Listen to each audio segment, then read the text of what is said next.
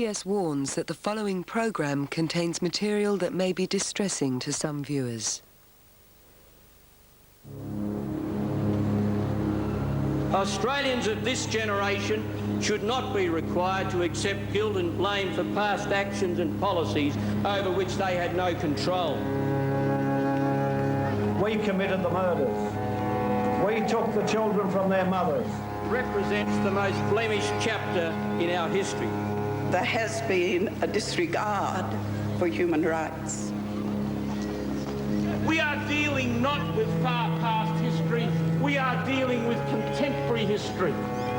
I'm an Aboriginal of the Dunghutti tribe of eastern New South Wales. As a fair-skinned child, I used to look in the mirror, hoping that one day my freckles would join up and I would be a proper Aborigine. Over the years, I discovered how white authorities in Australia tried to make us go the other way, towards whiteness. How they attempted to systematically wipe out the Aboriginal race forever.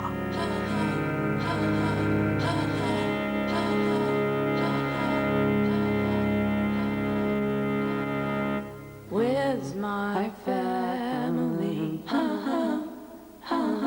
Where's my family? I was taken away. So where's my family? Well, removals began from the very beginning, that is by individuals. Right back in the 1790s in New South Wales and the 1810s in Tasmania, within 10 or 20 years of settlement, there were Aboriginal children who in one way or another had been taken from their families and were living with Europeans. It didn't become really a government process until the 20th century, when of course it was much more serious on a much larger scale. Governments had assumed that Aborigines were dying out, that evolution had dictated that they would eventually disappear. The number of what they call full-blooded Aborigines was declining. It appeared to be proving their scientific theories. It was true, Aboriginals were dying in great numbers, but not because evolution had determined it. It was from gunshots, poisoned waterholes and diseases brought by the settlers.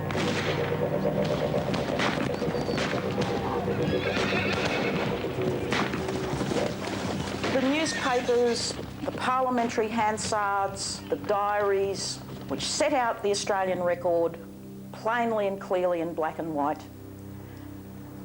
show beyond doubt that most whites on the frontier were well aware that Aboriginal people were being murdered in very large numbers.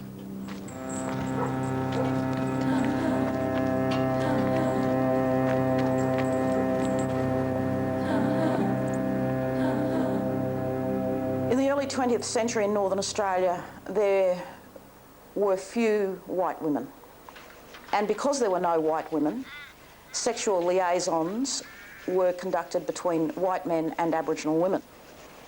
That was a problem for the policymakers who did not want a mixed-race population developing in Northern Australia, which they perceived to be not only a security threat, that is, people who might be more sympathetic to Asians should they invade, but also a moral threat, a racial hygiene threat to British society.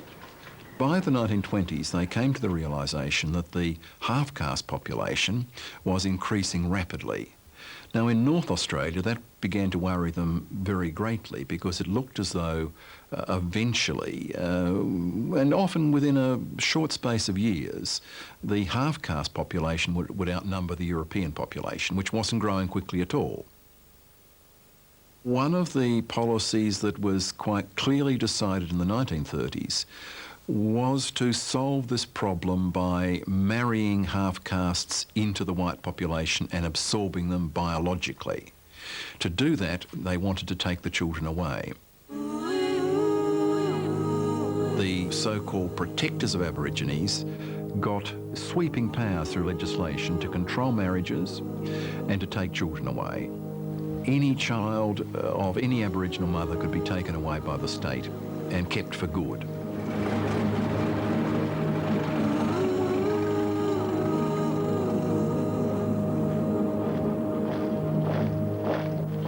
The new legislation would change the lives of Aboriginal people across the whole of Australia.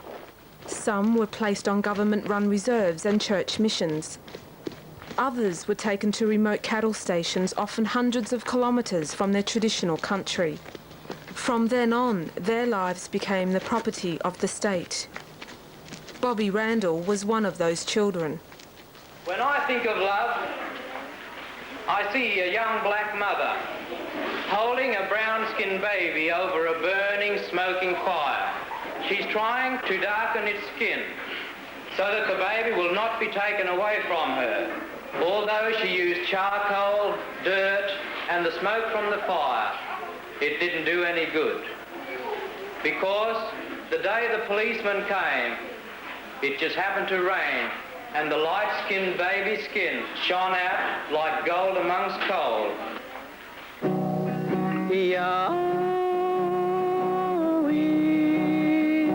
My brown-skinned baby, they take him away. Bobby Randall comes from the Pitjantjatjara tribe from the Central Australian desert. He was taken from his mother at the age of 7 and placed in a mission station at Alice Springs. He told me about his removal as the story was passed on to him by his family.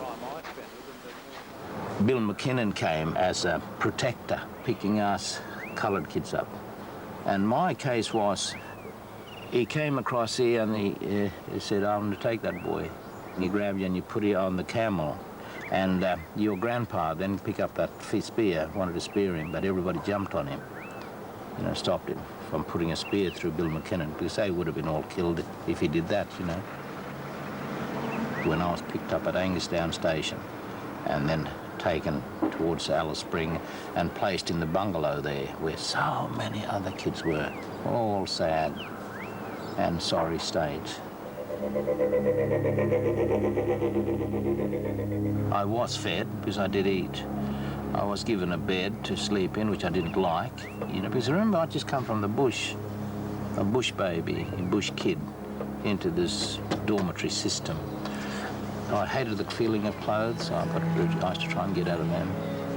Didn't wear clothes out in the bush. It felt really uncomfortable, and the stories my older sisters tell me about that, when I was even in the bungalow, I was forever burying my clothes and getting into lots of trouble over that.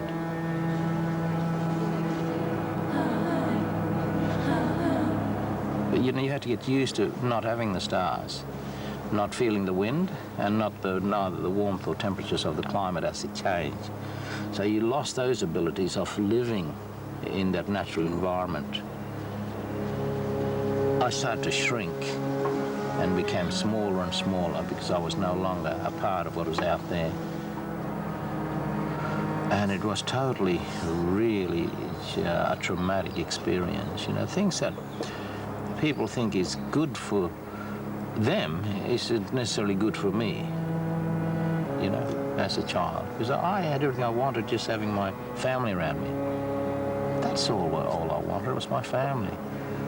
You know, I couldn't understand the English, remember. I was a Pindal-speaking boy who couldn't understand English until you slowly pick up through watching and copying more than understanding. You got no power, you got no nothing. You just do this, do that. You just do what you're told to do at that moment. You're told to do it. If you didn't do it quick enough, you got smacked.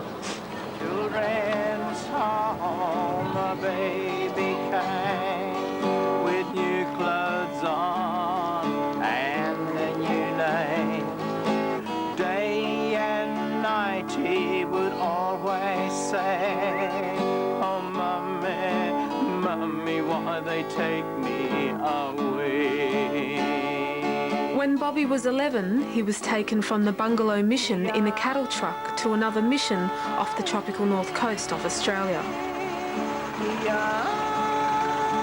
I remember landing in Darwin because here was this huge expanse of water I've never seen in my life.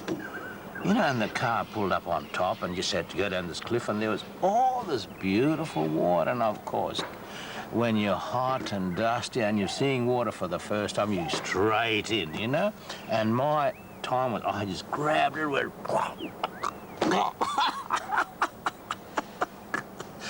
and I think all of us did that. Eventually, we were taken by a small ship to Croker Island, because Croker Island was just being prepared for us children. We had a routine that you went to school as well as you worked, and so you had to learn to be self-sufficient in growing your own food. So what were the missionaries like? What kind of people were they? They were absolutely beautiful people who had the calling, what they used to tell us, they had the calling of God to look after us kids, and they'd given up so much to come there, and we better look after them, you know. We can never understand why, you know. If they had it so good, why did they bother coming, you know? But so they were mainly single women. There were 7 or 8 cottages, and each of these would have one of these women who was cottage mothers. You lived in these until you became stud.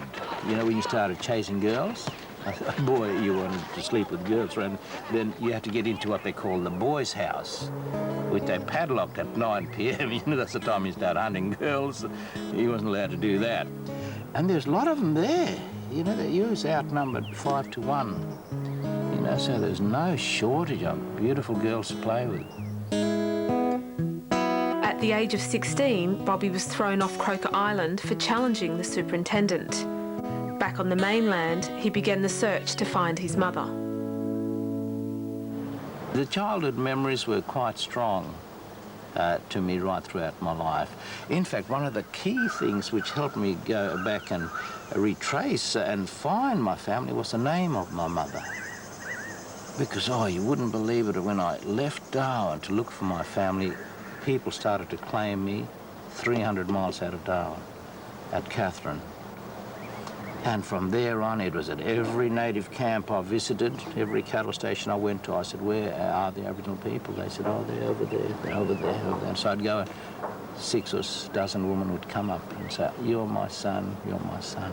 I had no idea how enormous that policy was implemented. From white man, boss, that baby I have, why let him take baby away? When I was working for Airways, and I was way up in the clouds, flying over Arnhem Land, just looking down, and then all of a sudden this voice said, I've got a song for you. Really soft, sweet voice. And I looked around, because there was only me and the pilot. We were doing freight run this day. We had no passengers.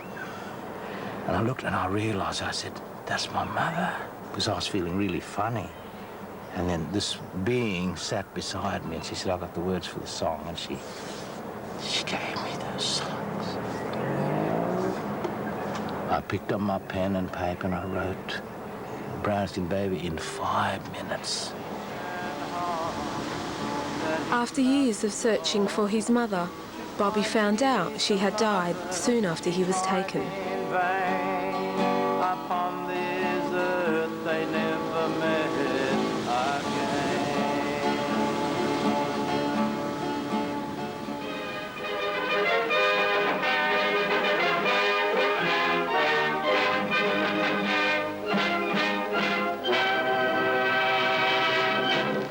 This luxurious Melbourne home is a fairy tale come true for 3 Aboriginal girls from Melville Island, 180 miles from Darwin. Mr. and Mrs. Deutscher visited the island last year and adopted 3 Aborigines to bring up with their own 3 children. Christine is 4, and for the first time in her life, she has a mother and father. 2-year-old Faye was rescued by a territory policeman who found her abandoned. They've been cared for by the Methodist Mission, and now they live in a 15-room mansion. Mr. Deutscher says he believes it's possible to integrate Aboriginals into white families. Christine certainly seems to be proving that Mr. Deutscher is right, and so does Faye. It's all so new to them, and they're still a little wide-eyed. A long way from Melville Island, but at last a home and the love and affection of a family of their own. Sleep tight, children, because you know that dreams do come true, don't you? How do you determine what is a good intention? I mean, there were certainly people who said, particularly if they saw light-coloured children, and said these children shouldn't be allowed to grow up in the Aboriginal camp. They should be brought into white society and their level of civilisation raised. That was the sort of view. There were also people who thought that the conditions in camps were bad, and as they were. I mean, the social, medical conditions of many Aboriginal people was very, very poor, and so people thought, well, it's better if you take the children away. They'll have a better life. And many individuals adopted Aboriginal children on this assumption we can give them a better life. So good intentions were there, but behind that, particularly in the 1930s and right through into the 1940s, was this quite deliberate plan to breed the Aborigines out.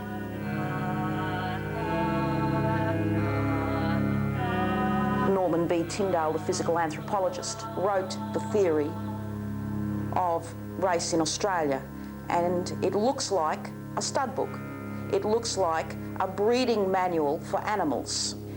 If you mix one full blood with one half caste equals a 3/4 caste. 1 3/4 caste mixed with 1 quadroon equals 1 half caste. And that's published in a scholarly journal, in an anthropological journal.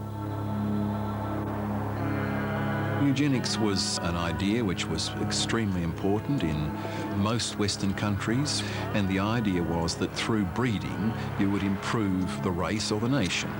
You would breed out bad characteristics with large-scale plans. That is, you would sterilise the unfit, and that happened widely in many Western countries. And in Australia it took the form of trying to breed out the colour.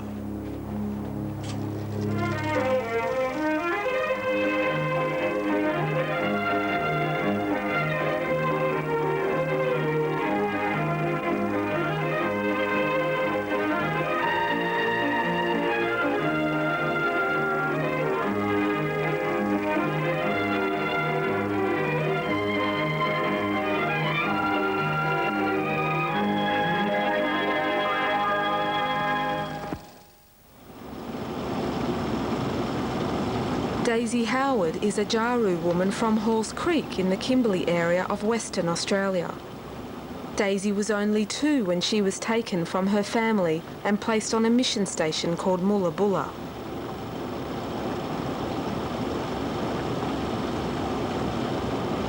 We drove with her from Broome to Halls Creek to meet her full-blood sister May.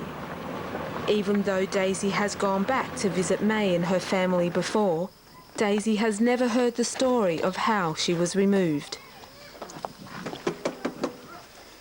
Patsy, a local interpreter, is helping us to find May. Nobody.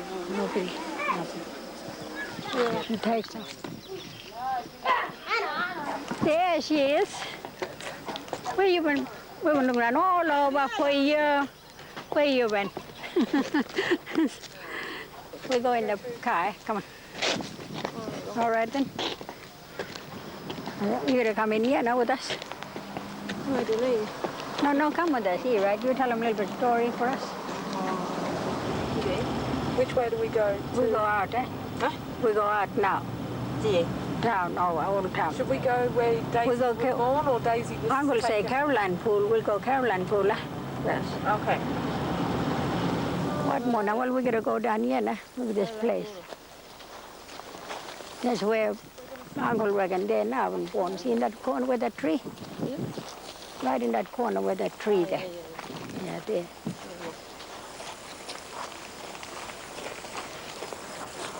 Plenty of people used to live around here. No, we come from Old Town to here, you know, swimming and Kubaika, you know, Yeah. on a Sunday. Picnic. On the deck, yeah. Government been coming down, you know, long time holidays, and we didn't know, you know. We've been fighting government, you know. We've been fighting, we've been running away from government, you know. we didn't want to go to school. And these two been go, well, you know, Mr. Woodland will come and pick him up these two and take him away. Second, I've been, every day I've been going and pick him up, you know, all the kids, upcast kids. I've been taking away to Mullabula. All contact with children from Mullabula was strictly forbidden.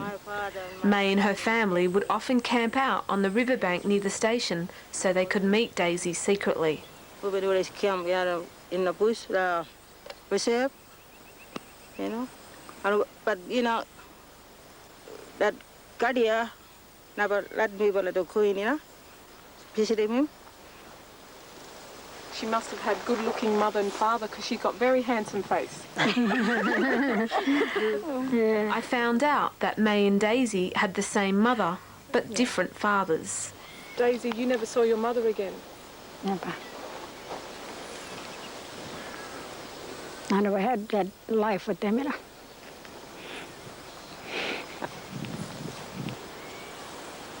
Where is that place? Where's that place where Daisy was taken? Is it nearby? Horse Creek, Old Horse Creek. Old Horse Creek, now just a pile of rubble, was once a thriving mining community. Daisy and May's mother worked at the local hotel. Well, she's saying it was happy time. He most probably was happy because we were together, all of us. So you were happy when you were all together? Really happy. Brother and two sister and two brother. We've been happy. Organize, grandmother, play, you know, teasing one another, chase him. May is now taking Daisy back to the site from where she was removed 63 years ago. So beautiful from up here. There's the police station here, can you remember? Police station is down there. See? And even when he play, mom been working there. Who been playing here? Look, he's living water there. Can you remember? So when Mum was working, you and Daisy and brother play down here. Yeah. That's when policemen come? Yeah. They play there. I must have been too young or I just forget, I think, you know, really. Because I can remember, if I would have remembered running around playing here, I would have remembered them taking me. That would be the thing, but don't remember, see. We drove to nearby Mullabula station to where Daisy was first taken. Though she grew up on the property, she hasn't been back there since. When we arrived, we found the gates were locked. Because of a number of recent cattle killings by trespassers, no one is allowed onto the station. I wondered whether this had anything to do with the native title claim placed on the area by the traditional owners. Mullabula is not far from the hill. That's the hill there for Mullabula. This is where we were taken when they took me from my mother, me and my brother, and took us to Mullabula. That's where they left us. In the 30s, Mullabula was a government-run cattle station. Aboriginal children who had been rounded up from all over the Kimberleys were brought here to be part of the local workforce. There were heaps of half-caste children there, and we were just brought up believing that we didn't have families, and that's what they were telling us, that we didn't have, you know, mothers, or we were orphaned, more like to say. We used to work very hard. We were children, but we used to babysit for mothers when they used to work for the white people in the big house. We used to get up early in the morning, run down to the goat's yard and do some milking there. We had to have the place clean. We'd just work all day. Work. Many of these children ended up working on cattle stations for the rest of their lives, often without pay. Many Australians believe that Aboriginals have never contributed to the economic wealth of this country. The truth is that without the forced, unpaid slave labour of Aboriginals, the Australian cattle and farming industries would never have been established.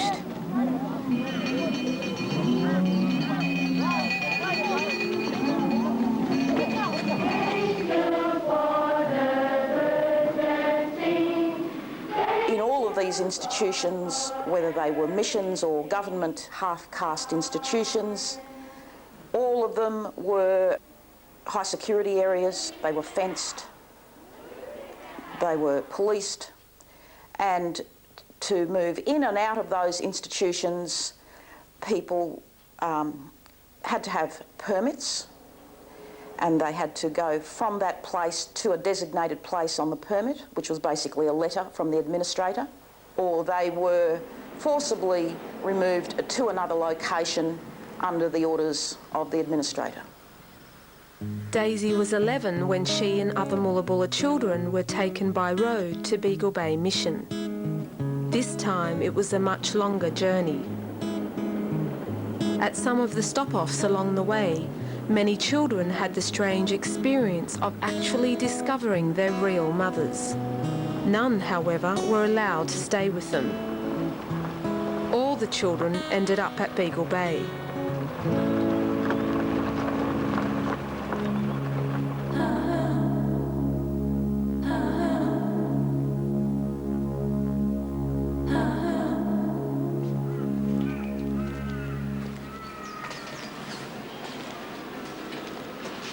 Do I keep talking to you?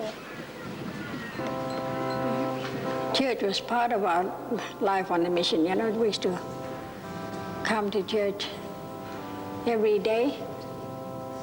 But when you're small, you don't really know, you don't understand really, like what they were doing. So, you know, in a way, we was happy to come here.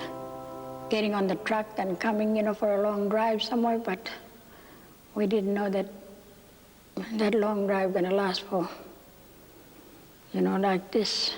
It end up, you know, for a lifetime, really. What made it hard was we had people controlling us all the time, telling us this and that. And we didn't really have our own mind to speak what we wanted to say.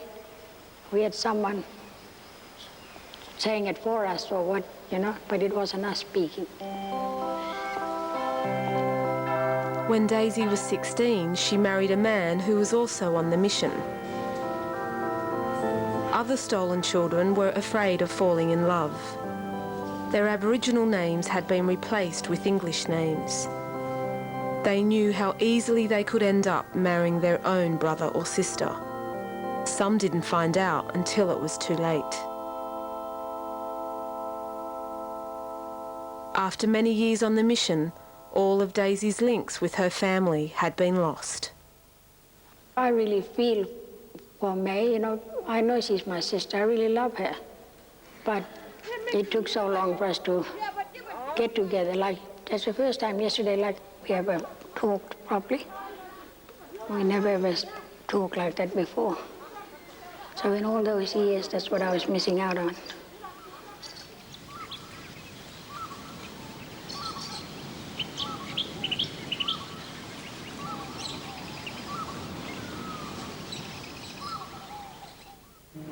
At Arayonga, rations are supplied by the welfare branch and its staff instructs natives in food preparation. No one needs to be taught how to eat, and table manners come later.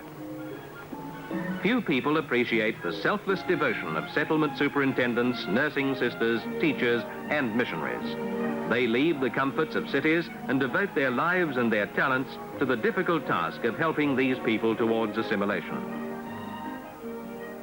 Things were done with the best of intentions, in the sense that the sisters looked after the children. And I put it back to the fact that we didn't realise that the Spirit was at work in the Aboriginal people long before we came. It was always at work. God is present everywhere, and it was present in the Aboriginal people. The one thing where the missionaries, by and large, tried to have a real impact was to take the children away. That is, to set up dormitories where the children would live and in that way they endeavoured to break the link, the cultural link between parents and children. And that was almost universal in missions from the late 19th century until well into the 20th century. It was considered that the Aboriginal people would die out, and you'd have to be as kind and nice to them as you can, you know, that kind of thing. And again, that was in harmony with Christianity. But it was a dreadful mistake, because we didn't realise the damage that was being done to a people, to take them away from their own people. And particularly, one of the strengths of the Aboriginal culture is this sense of community. And it would be bad enough in my own culture, but to an Aboriginal culture it was extra difficult. By the end of the Second World War, there was a worldwide revulsion against racial theories. This came with the realisation that these ideas had led directly to the Holocaust. In Australia, the authorities now had to rethink their racial policies. In the 1950s and 60s, the policy was of assimilation. Now, the idea there was not that you would absorb Aborigines biologically, that is by taking them away from their communities and marrying them in. By the 1950s, it was a matter of cultural absorption. That is, you would raise the status of Aborigines, you would improve their standards, you would take away all the discriminatory legislation, you would give them education, and you would thereby encourage them to become like other Australians, and culturally they would slowly be absorbed. So the methods to be used were quite different. That is, biological absorption became cultural absorption, but the end product, the end aimed for was the same. That is, the eventual disappearance of the Aborigines as a people, as a recognisable group. Children were still taken away for adoption, ostensibly for their own good, well into the 60s and 70s. Cleone Quayle was born at Ivanhoe in a very hot and remote desert area of New South Wales. She was raised by her family till the age of 4, when she was removed under the Child Welfare Act. The reasons given were neglect and incompetent guardianship, rather than on the basis of skin colour. Ivanhoe is a little country town out near Wilcannia. It's probably about 2 hours from Broken Hill, and the population's 500, so it's a really, really small country town. But my father was a tapper on the railway, and we lived in a railway cottage out there.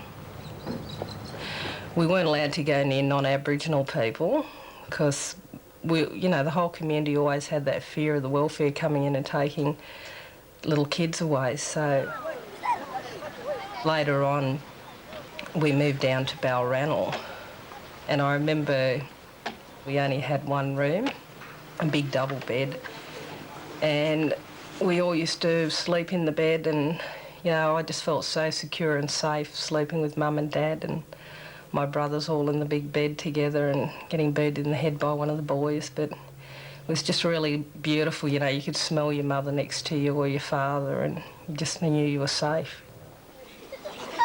I don't have any bad childhood memories of growing up. I have really happy ones of freedom, but I do remember the welfare coming in and a big black car pulling up, and the man, the woman, putting us in the car, and I remember Mum standing on the porch of the house and me being silly, because I had a great imagination, that we were going off on a holiday. And I'm there waving up to my mother, and, it was horrible because I saw the tears running down her eyes. And then the boys started crying in the car next to me because I burst into tears. But I never knew why I was crying, because nobody told me what was going on. All I knew was I was being taken away from my mother, who I love very much, and my father. But Dad wasn't there that day. He went out to work, so it was just Mum there. So, that's the last time I ever saw my mother, and that's the image that sticks in my mind, is waving goodbye to my mother while she's standing there crying. Cleone was taken to a home called Bajura in a suburb of Sydney. Bajura was an institution for children at risk. I joined Cleone on her first return visit in nearly 30 years. Where's the witch? Hated this place.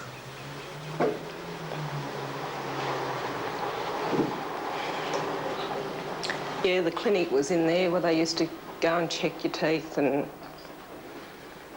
check you out for VD or, you know. I remember, you know, being that petrified that night that I wet the bed, you know, and they came and ridiculed me because they said, oh, a 4-year-old girl, you know, wetting the bed, she should be toilet trained by now. So they took me and put me in the cot, and I didn't understand what was going on, but I remember all the bars around me, and now, you know, being in a cot with the bars directly around you. And I cried that night because I was so used to being in a big double bed with mum and dad, and suddenly, you know, just being in total isolation. You know, it's equivalent to being locked up in jail when you don't understand what's going on, and all the coldness, no one cuddling you or kissing you goodnight, no familiar smells or sounds, you know. I could have been in Mars for all I knew. I remember the first time when I was brought here, all my belongings were taken off me, my dolls and all that. And then, of course, when I came around the second time, you know, they just had one of my old dolls on the floor. And I wanted to run up and grab my old doll and take it. But, you know, what was the point? They'd probably take it off you again. So, yeah, it was really sad to see your belongings just sprawled out, and it was everybody's belongings. They weren't yours anymore.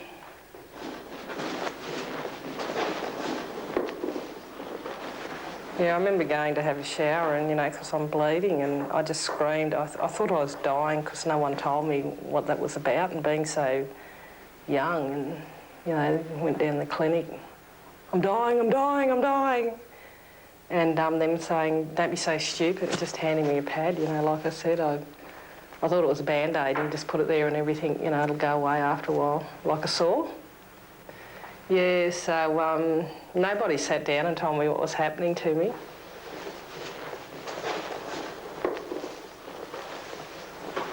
It just seems really smaller. They dress you all up nicely, you know, because every so often the foster parents would come around and pick a child. Just felt like you were being a product to be sold, you know. If you had a small defect, they didn't want you, or you had to be this, you know, image of a happy, outgoing, bright little child, and you were dying inside. I was then taken by a family, and it was really strict. I remember my foster mother hitting me a lot because I was, you know, fairly active, but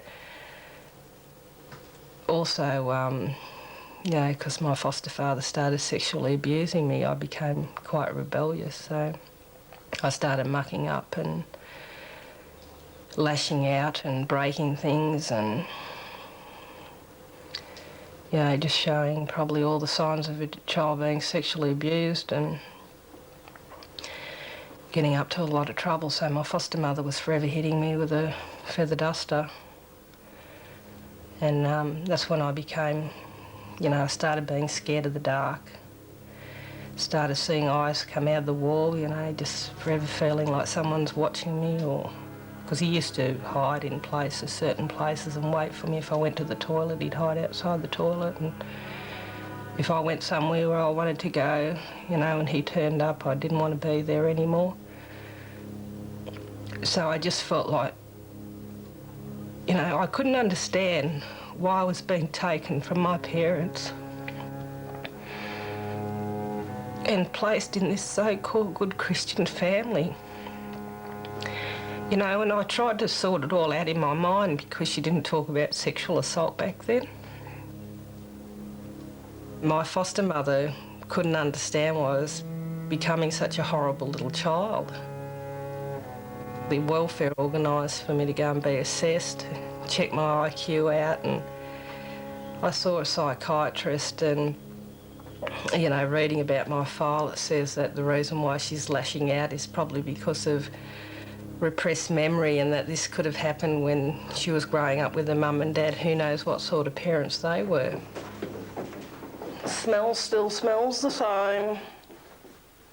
After years of being shifted between various institutions and foster homes, Cleone was placed in the Good Samaritan Girls' Home. This time, she found a warm and sympathetic figure, a nun called Sister Regina, who organised a reunion between Cleone and her family. When we pulled up and I met my father, I was just in total awe of him. And because he grabbed me and he said, "Hello, Dort," and cuddled me. And I finally felt like I was home. I felt like I was loved. All those years I didn't feel loved, and you know, I've got an identity and I know who I am, and I'm so proud of being here, and this is where I want to be, you know, because these people laugh and tell jokes and talk, and you know, I was just so in awe.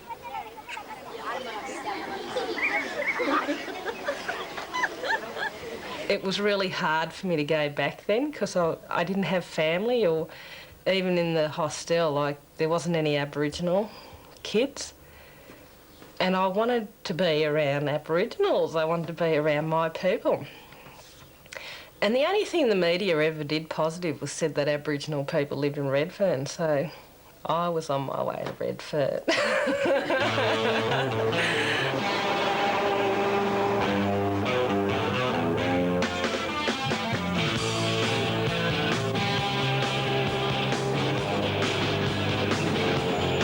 One of the Koori lads walked up to me and he said, "Oh, you're not from around here, are you, sis?"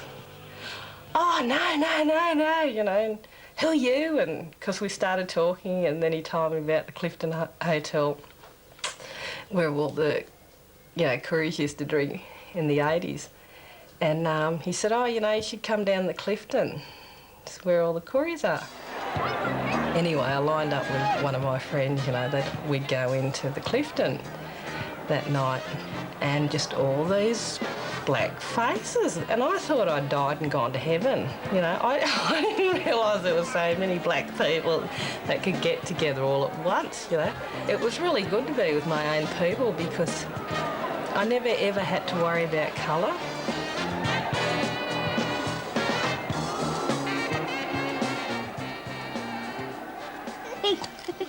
That's Keithy down with an Aboriginal flag upside down on his face. Not all at once, though. My mother died a tragic death. You know, she was drinking and smoking, and the house went up in flames. And I know where my poor old mum was at, because I look at how she was as a mother. You know, she got her children taken off her. You know, she was virtually told she could never have her children back. You know, so I can relate to anybody who drinks who've had their kids taken. Yeah.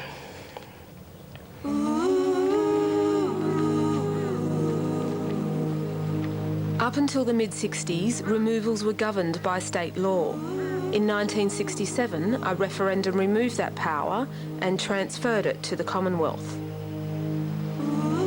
Even though racial policies had ceased, Aboriginal children were still being removed. For all those children, it would take years before their stories would be told. It may take a while longer before they are believed. What do we want? Land right! What do we want? Land right! What do we want? Land By the 70s and 80s, the Aboriginal movement became stronger and more visible. Politicians could no longer ignore it.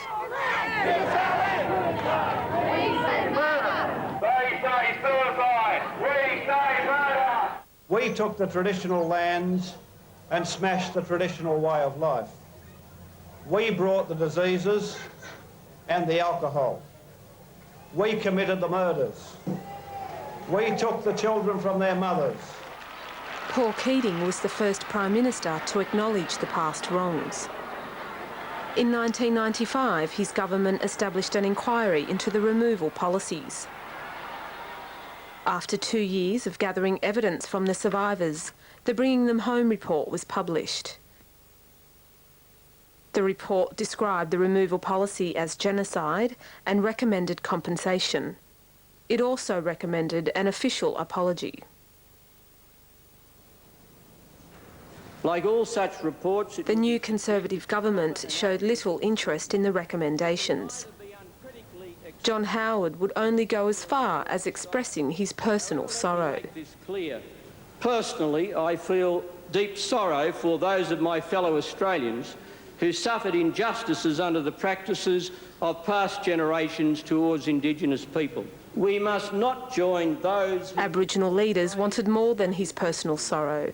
They wanted John Howard as Prime Minister to say sorry on behalf of the Australian nation. Exploitation and racism. Government is an ongoing institution. It inherits the achievements, the responsibilities and the mistakes of its predecessors. It's only people like the Prime Minister and others that want to knock the report that talk as if we are peddling guilt. We have never mentioned, as part of our inquiry, the word guilt. We have emphasised listening and understanding. Nearly 3 years later, John Howard would still not give an official apology. Expresses its deep and sincere regret that Indigenous Australians suffered injustices under the practices of past generations. He said that so he wouldn't have to say sorry, and therefore it can't just be taken at face value. It's got to be seen as a deliberate wriggling on the pin, squirming and finding a way to say something while refusing to say sorry, and ultimately that won't work. There are a few times in my life, only 2 or 3, when I've been ashamed to be an Australian, and that was one. I think it's an atrocious mistake, absolutely a mistake. In South Africa, there was the Truth and Reconciliation Commission, which enabled the families of the disappeared to find out what happened. It would be unconscionable for anybody to say that the findings of the Truth and Reconciliation Commission are exaggerated. But in Australian society, it is considered to be eminently sensible to deny any of the recorded history about the suffering of Aboriginal people. And I think it's a national psychosis. The denial of the history of Aboriginal people in the last 200 and something years is a national psychosis. Like Bobby, like Daisy, like Cleone, I found that looking back through the eyes of white authorities, the hardest thing to comprehend was why they did not consider the horrific consequences of their actions. Many Aboriginal people are still living out that legacy. It is not a thing of the past. Both victims and perpetrators are still very much alive. Is it? What's the other one? It always hurts me when people say, oh, but what about the non-Aboriginal women in the 60s who had their kids taken away? Or what about the little kids from England who were imported out here and used as slavery? I do care, and we're only 2% of the total population, for goodness sake, and we've had so much injustices done to us that, I can only fix me as a person. Yeah, so I hope we get compensation. Hope we get a sorry. Speaking for myself, I miss out on my culture. I miss out on growing up with my family, my full-blood Aboriginal family.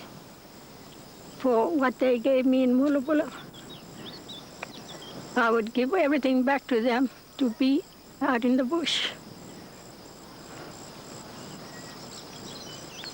I didn't care what they would give me there. But if I would have the choice, I would say that I would rather be out in the bush with this family. Because family today is very important.